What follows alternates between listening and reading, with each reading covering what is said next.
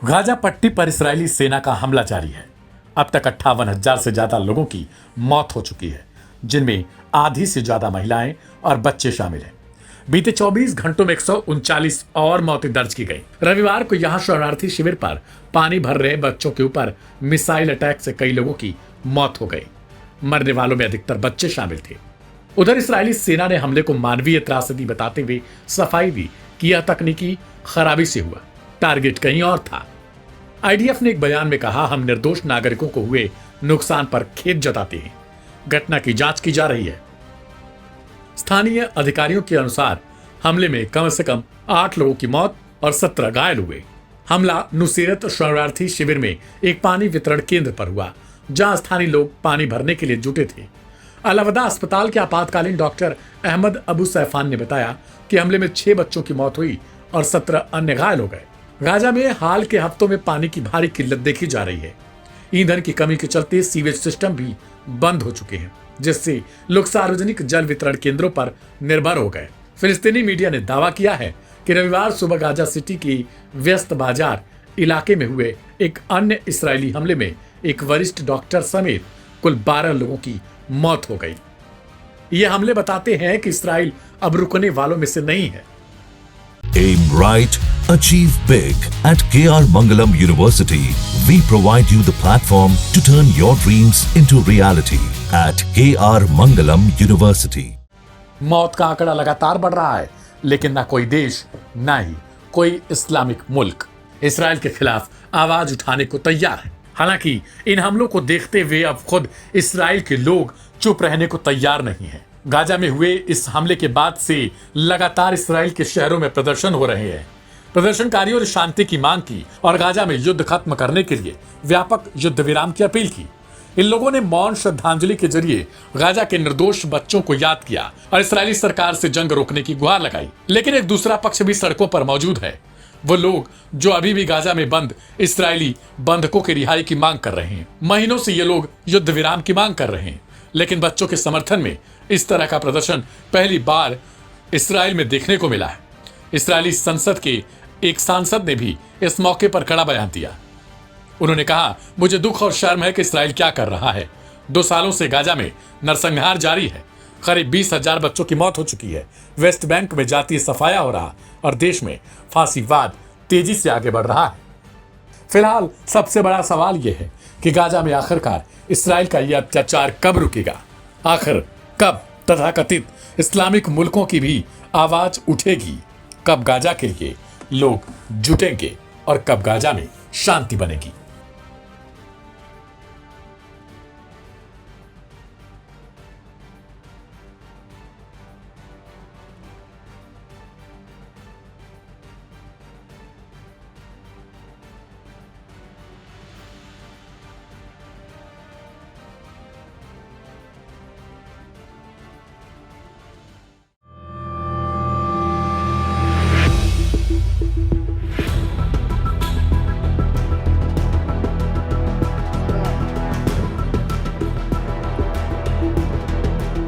गजा में लगातार खराब हालातों के बीच खाद्य वितरण केंद्रों और सहायता काफिलों के पास फिर से इस्राएली सेना की गोलीबारी में 100 से ज्यादा फिलिस्तीनियों की मौत हो गई है। बताया जा रहा है कि 48 घंटों में 100 से ज्यादा लोगों की मौत हुई। ये जानकारी गजा के स्वास्थ्य मंत्रालय और प्रत्यक्षदर्शियों के हवाले से सामने आई है। इन हमलों ने गजा में पहले से ही गंभीर मानवीय संकट को और गहरा कर दिया है, जहां भुखमरी और युद्ध ने लाखों लोगों को हताशा की कगार पर ला खड़ा किया। पिछले 2 दिनों में रफा और खान यूनुस के आसपास के खाद्य वितरण केंद्रों पर कई हमले दर्ज किए गए। मंगलवार 11 जुलाई को खान यूनुस में अल तहलिया जंक्शन के पास हजारों भूखे फिलिस्तीनियों की भीड़ पर इस्राएली टैंकों और ड्रोन से गोलीबारी की गई। इसमें कम से कम 59 लोगों की मौत हुई और 200 से ज्यादा लोग घायल हो गए। प्रत्यक्षदर्शियों ने बताया कि ये एक बेहद डरावना दृश्य था। इसके अलावा 9 जुलाई को भी रफा के अल अलम राउंडअबाउट के पास गजा ह्यूमैनिटेरियन फाउंडेशन के खाद्य वितरण केंद्रों की ओर जा रहे लोगों पर गोलीबारी की गई और इसमें 31 लोग मारे गए और 176 लोग घायल हुए। International committee of the red cross यानी कि ICRC ने बताया कि उनके रफा फील्ड अस्पताल में 179 घायल आए, जिनमें से 21 की मौके पर ही मौत हो गई। इसी बीच हमास की सशस्त्र शाखा अल कस्साम ब्रिगेड ने दावा किया है कि उनके लड़ाकों ने उत्तरी गजा में इस्राएली सेना के टैंक, बुलडोजर और अन्य वाहनों को नष्ट किया है। Aim right, achieve big. At KR Mangalam University, we provide you the platform to turn your dreams into reality. At KR Mangalam University. Hamas के इस हमले को मासूम फिलिस्तीनियों पर हमलों के बदले के रूप में देखा जा रहा है। हमास लगातार इस्राएली सेना पर गजा में हमले कर रहा है। 6 जुलाई 2025 को अल कस्साम ब्रिगेड ने दावा किया कि गजा शहर के जिटौन क्षेत्र में पूर्वी हिस्से में एक मरकबा टैंक को विस्फोटक उपकरणों से नष्ट किया गया। इसके अलावा 7 जुलाई को ब्रिगेड ने उत्तरी गजा में 2 D9 बुलडोजरों को निशाना बनाया। वहीं 9 जुलाई को एक ड्रिलिंग सैन्य वाहन को भी नष्ट करने का हमास ने दावा किया। इसके अलावा जबालिया शिविर में यासीन 105 एंटी टैंक मिसाइलों और टेंडे मिसाइलों का उपयोग कर इस्राएली टैंक और बख्तरबंद वाहनों पर हमले हुए। इसमें शबाह विस्फोटकों का भी इस्तेमाल किया गया था। अल कस्साम ब्रिगेड ने दावा किया है कि इन हमलों में इस्राएली सैनिकों को भारी नुकसान हुआ, जिनमें कई सैनिक मारे गए और कई घायल भी हुए। इस्राएली सेना ने इन हमलों में कुछ की पुष्टि की और कुछ की नहीं की। कुल मिलाकर इस्राएल और हमास के बीच संघर्ष तेज होता जा रहा है। दोनों के बीच युद्ध कब रुकेगा, कुछ कहा नहीं जा सकता।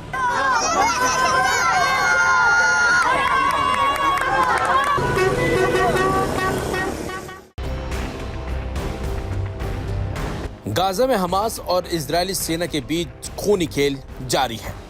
हमास के लड़ाके लगातार इजरायली सैनिकों को निशाना बना रहे हैं और उनकी जान ले रहे हैं। इसी बीच खबर है कि खान यूनिस में एक जोरदार धमाके में इजरायली सेना के एक अधिकारी की मौत हो गई। IDF यानी कि इजरायली डिफेंस फोर्स ने इस हादसे की पुष्टि की है। वहीं हमास ने उसी इलाके में एक अलग हमले की भी जिम्मेदारी ली है। जी हाँ, गाजा पट्टी का खान यूनिस इलाका इस वक्त फिर से हिंसा की आग में जल रहा है। 10 जुलाई को यहां हुए एक भीषण विस्फोट में इजरायली सेना के कैप्टन रेई विरान की मौत हो गई। IDF के मुताबिक ये धमाका उस वक्त हुआ जब सेना इलाके में इमारतों को विस्फोटों से साफ कर रही थी। बाकायदा IDF ने बयान में कहा कि कैप्टन रेई बिरान जो इंजीनियरिंग कोर्स से जुड़े थे, उस टीम का हिस्सा थे जो हमास द्वारा इस्तेमाल की जा रही इमारतों में माइंस बिछा रही थी।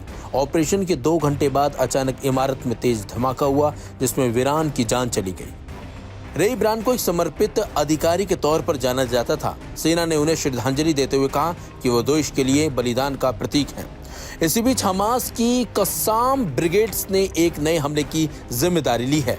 उनका दावा है कि गुरुवार को उनके लड़ाकों ने खान यूनिस में एक इमारत के अंदर मौजूद इजरायली सैनिकों को निशाना बनाकर बम विस्फोट किया था। इस हमले में कई इजरायली सैनिकों को भी भारी नुकसान हुआ है, ऐसा हमास की तरफ से कहा जा रहा है। World-class faculty, cutting-edge labs and immersive learning. A vibrant campus life beyond the classroom. SGT University, nurturing future leaders. हालांकि इजरायली सेना ने इस हमले की पुष्टि नहीं की है, लेकिन इलाके में सैन्य गतिविधियां और बमबारी तेज हो गई हैं। खान यूनिस में हालात एक बार फिर विस्फोटक हो चुके हैं। IDF ऑपरेशन तेज कर रही है, जबकि हमास बार बार नए हमलों की रणनीति बना रहा है। इस युद्ध के बीच सबसे ज्यादा नुकसान यहाँ के आम लोगों को उठाना पड़ रहा है। आपको बता दें, हमास लगातार इजरायली सैनिकों को निशाना बना रहा है। अब तक हमास 889 इजरायली सैनिकों की जान तक ले चुका है, जो इजरायल और नेतन्याहू के लिए एक बड़ा झटका भी है। हालांकि इजरायल हमास से इन हमलों और अपने जवानों की मौत का बदला लेने की बात कह रहा है, लेकिन जिस तरीके से हमास इजरायली सैनिकों पर टूट पड़ा है वो काफी खौफनाक और भयानक है। आपको बता दें, हमास वैसे तो दावा कर रहा है कि वो सीज फायर के लिए तैयार है, लेकिन उसकी जो मांगे हैं वो ना तो इजरायल मानने को राजी है, ना ही अमेरिका इसको लेकर तैयार भी है। ऐसे में अब लगातार जो धमाके हो रहे हैं, हमले हो रहे हैं, उसमें सिर्फ नुकसान आम लोगों का ही हो रहा है।